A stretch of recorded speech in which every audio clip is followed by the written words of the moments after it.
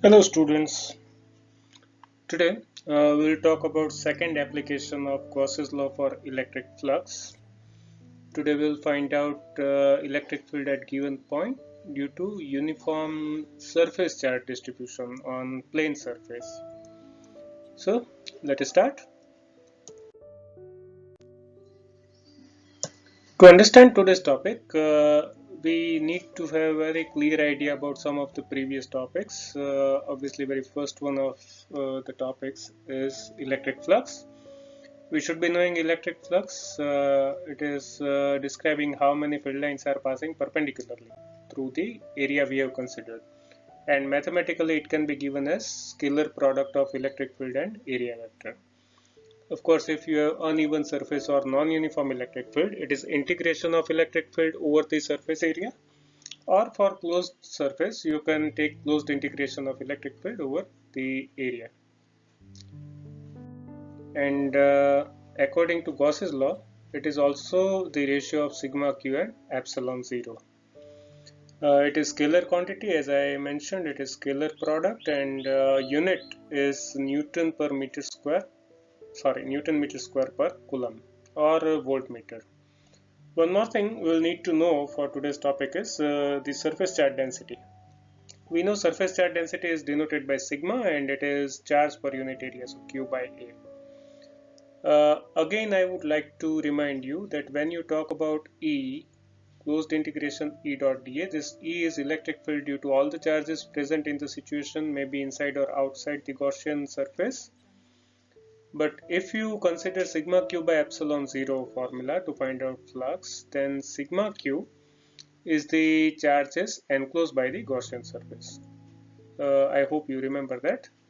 And with that, let us enter into the topic. Consider a plane surface with uniform surface charge distribution as shown, but here you have some boundary shown. Actually, it is infinite surface, so consider this to be infinite plane with uniform surface charge density, let it be sigma, and we have some point P outside. This is the point where we want to find out electric field due to this surface charge distribution. And what to do? Suggestion again. What is your suggestion now? U z is equal to kq by r square. I don't think we can. Let us see why we cannot. See, if you consider small area of the surface, we can find out distance of P point from this dA, and if it is r, if we take k dq by r square, what is dq? Charge on this dA area, then we'll come to know that electric field is somewhere in this direction with some magnitude. Go to next part of the surface, again consider another dA, again find out distance, again find out dE, and we cannot continue doing this. Why? Because we are dealing with infinite surface charge distribution, and so it is not very good idea to keep on finding dE, dE, dE and then expecting that will sum up at the end. Not feasible thing, so I'm sorry. So what to do? One more suggestion: use Gauss's law. This is Gauss's law. So as we saw in the previous topic, if you are dealing with Gauss's law, you should have Gaussian surface. We don't have any, but of course we can imagine one. So let us imagine a Gaussian surface. Let us consider cylindrical Gaussian surface. And now we can use this formula provided we find out integration dA, provided we find out sigma q. And then just like last topic, we'll substitute closed integration dA, we'll find out value of integration dA, we'll find out value of sigma q for given situation, and we'll make E subject of formula. So that logic worked last time. Let us see if it works this time also. We know that electric field lines of this charge distribution are going perpendicularly outward on either side, and then field lines are passing perpendicularly through this face and through the other circular face of the cylinder. And then if we can deal with the left side, right side should be easier to handle. So let us start with consideration of Gaussian surface. As we want to use this formula, we must have Gaussian surface. So here is my consideration that I have a cylindrical Gaussian surface passing through point P.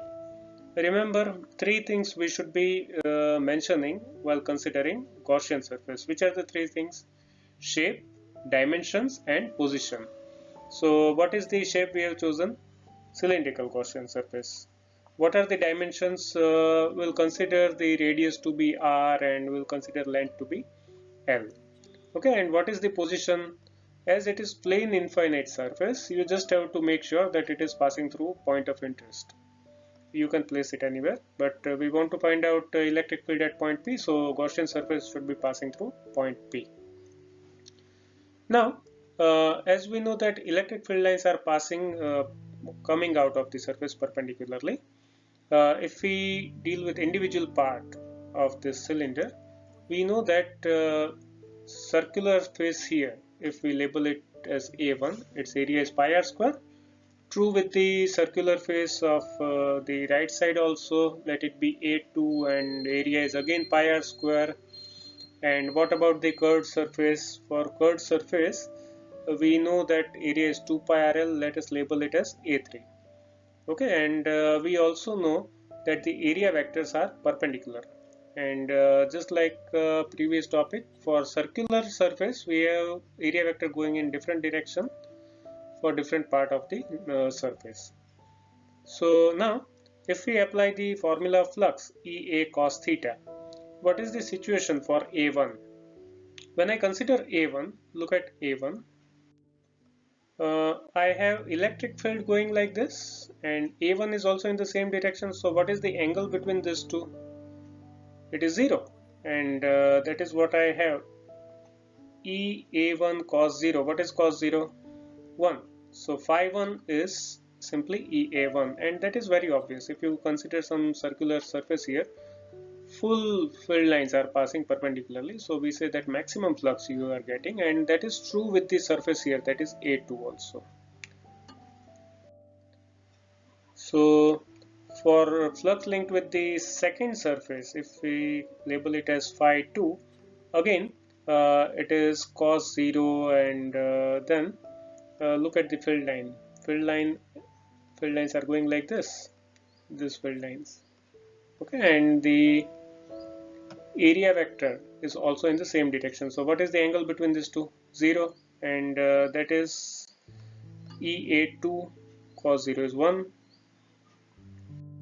What if I consider third surface, curved surface? Now here, if you look at the area vector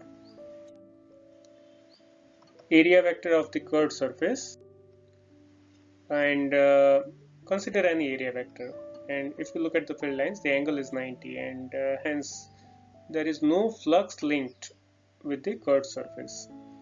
So effectively we have only A1, A2. So total area of the cylinder is area of circular face, area of the other circular face, and area of curved surface. But out of the three, A3 is of no use because no flux is linked with curved surface of the cylinder.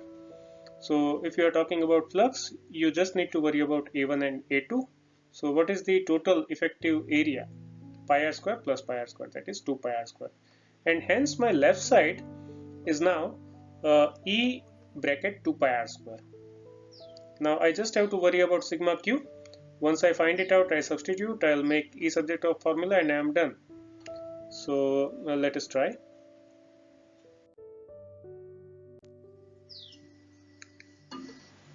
So let us describe the situation, let us make our assumptions, and then we'll go with the derivation part. So what is this? This is uniform surface charge distribution on infinite plane surface, and outside we have point P, and now I'll imagine a Gaussian surface. What we must mention about the Gaussian surface? Shape, dimensions, and position. So consider an imaginary Gaussian surface which is cylindrical in shape, and it's having length L and radius R. I'm sorry, this should be corrected. Let us make it 2r. So radius is r, and it is passing through point P. So position also I have explained. What next? So for this situation, if I consider small surface element, say dA, I can say that flux linked with the dA can be given as d phi, and then d phi is E dot dA. And then to find out total flux, I'll take integration on both sides. So I'll have total flux phi given as closed integration dA over electric field. So this is one way of finding out flux linked with the closed surface. And now, as we have this value available, let us substitute it. So E is constant, take it out, and then integration dA gives us 2 pi r square. Which 2 pi r square we have? Pi r square of this surface and pi r square of other surface. No need to consider curved surface because no field lines are passing through curved surface. And now if we apply Gauss's law, we come to know that phi can also be given as sigma q by epsilon 0, and then now we will try to find out value of sigma q by epsilon 0. We have this part available. If we can figure out sigma q for our situation, our job is almost half done.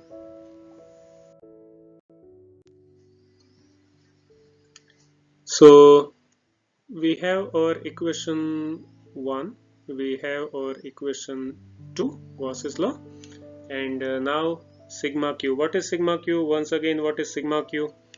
Charge is enclosed by Gaussian surface, so surface charge density into area. Recall sigma. What is sigma? Sigma is charge per unit area, so sigma is q by a, and then what is q? Q is sigma a. Okay, so we have charge is equal to sigma a, and why pi r square? Why not 2 pi r square? Because we are talking about this area of the surface. This is the part of the surface which is inside the cylinder. So this is the charge enclosed by the Gaussian surface. Okay, so this charge we are talking about. And now if we substitute 3 and 1 into 2, let us see what we have. This is what we get. We can cancel out pi r square, and then E is equal to sigma by 2 epsilon 0. This is the electric field at point P. What is the direction? Now we know that the electric field lines are coming out perpendicularly. So that is the direction of electric field at P point. Field lines are coming out perpendicularly through the surface, and so magnitude is more important, and this is what we have. So let us conclude. So now I can say that electric field at given point due to uniform plane surface charge distribution can be given as E is equal to sigma by 2 epsilon 0. What is sigma here? It is uniform surface charge density Q by A. And what this equation suggests, very striking feature of this equation is that you don't have anywhere R appearing. So from surface at whatever distance you have, it makes no difference. Electric field has nothing to do with the distance of the point.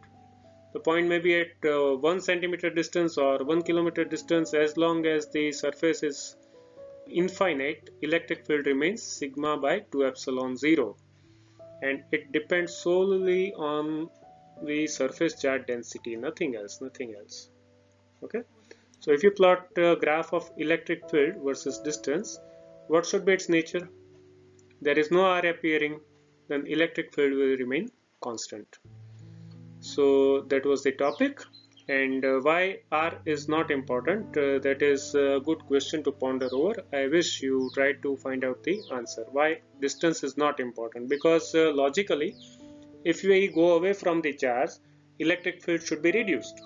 Influence of the charge is less as we go away, but it is not happening in this case. So why it is not happening? Good question to ponder over. Think about it. Try to explore the answer. We stop for now. Thank you.